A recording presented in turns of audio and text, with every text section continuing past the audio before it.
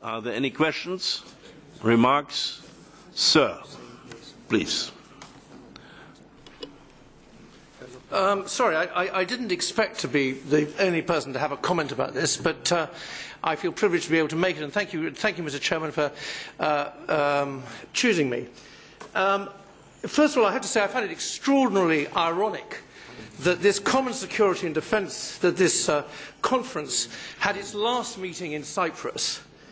It had the most recent meeting in Dublin, and its next meeting is in Rome. No, Vilnius. What? Vilnius. Well, where did the mention of Rome come from? In 2 years' time. In 2 years' time, it's in Rome. It's after the election, so you have no trouble to go there.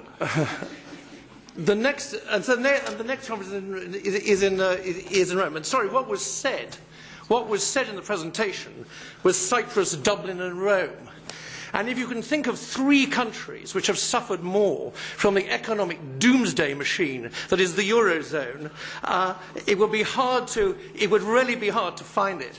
And so I simply must applaud the organisers of these conferences for choosing to have these conferences in these places, because actually it defies my own abilities at satire.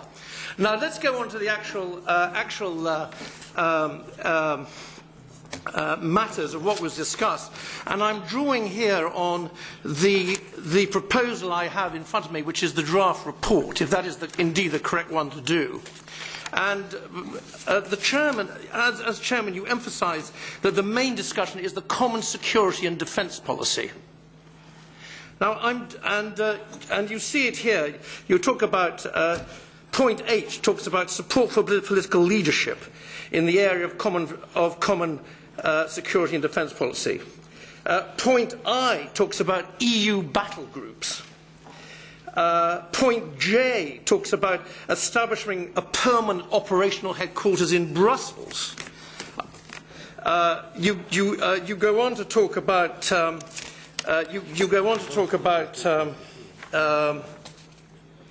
you talk about military means behind common union strategic policy.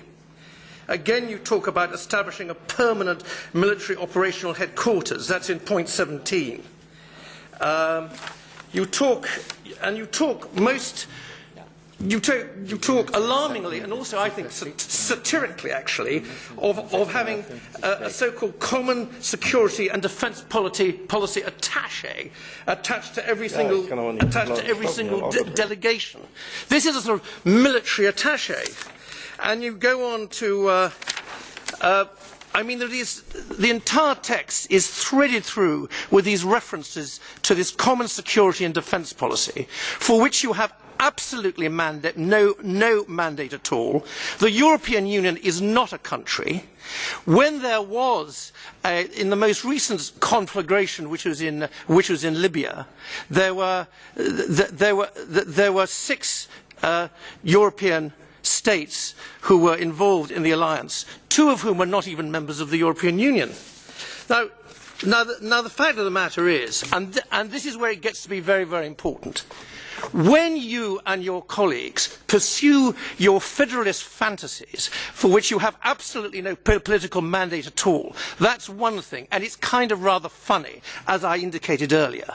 But what is very, very serious at all is that if this reckless policy is pursued of creating a common security and defence policy and a common European army, the effect of it ultimately will be that the United States will leave NATO, and that the EU and that the member states of the EU, in which I very much hope my country will not be one by that stage, will actually have to rely on its own defence. So in sum, it's all right for you to pursue your fantasies, albeit at public expense.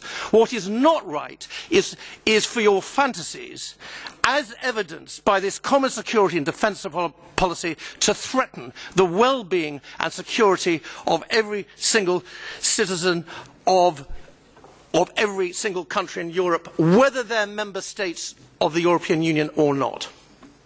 I don't think you like Seville. I suggest, sir, that you respond to the points made, Sir Robert Atkins. I suggest you respond to the very serious point that I made. If you're capable of it, which I rather doubt, judging on past. When I have fantasies, I have no